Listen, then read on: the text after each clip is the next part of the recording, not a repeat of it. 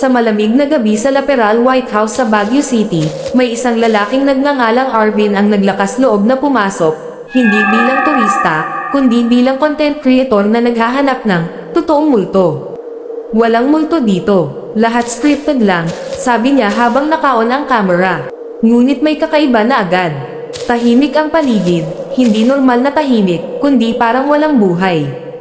Walang kuliglig, walang hangin. Kahit ang sariling hinga niya, parang ayaw umalangaw-ngaw.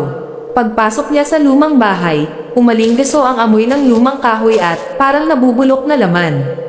Mga tol, ang baho, bulong niya. Biglang, dahan-daang bumukas ang isang pintuan sa itaas. Walang hangin, walang tao, pero gumalaw. Umakyat siya.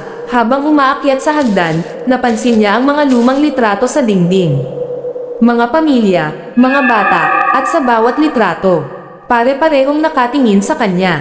Hindi sa camera, sa kanya. Pagdating niya sa ikalawang palapag, nakita niya ang kwartong bukas. Madilim, pero may mahinang ilaw sa loob, parang kandila. Pumasok siya, at doon niya nakita, isang batang babae, nakatayo sa gitna ng kwarto. Mahaba ang buhok, nakatikip sa mukha. Hindi gumagalaw. Hello, ate, caretaker ka ba? Walang sagot. Lumapit siya. Isang hakbang. Dalawa. Tatlo. Biglang nagsalita ang bata. Mahina. Garalgal. Bakit ka pumasok? Nanlalamig ang batok ni Arvin.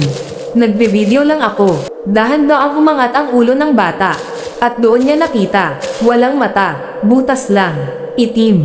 At sa loob, parang may gumagalaw. Napaatras siya. Napatid.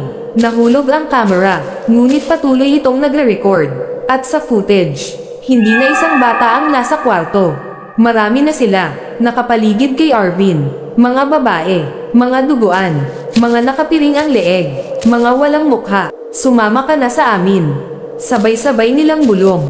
Kinabukasan, may mga naglinis sa lugar. May nakita silang camera, basag, pero may video. Sa huling bahagi ng footage, makikita si Arvin, nakatayo sa loob ng kwarto, nakaharap sa camera, ngunit, hindi na siya gumagalaw, at dahan-daang, ngumiti siya, isang ngiting hindi na kanya.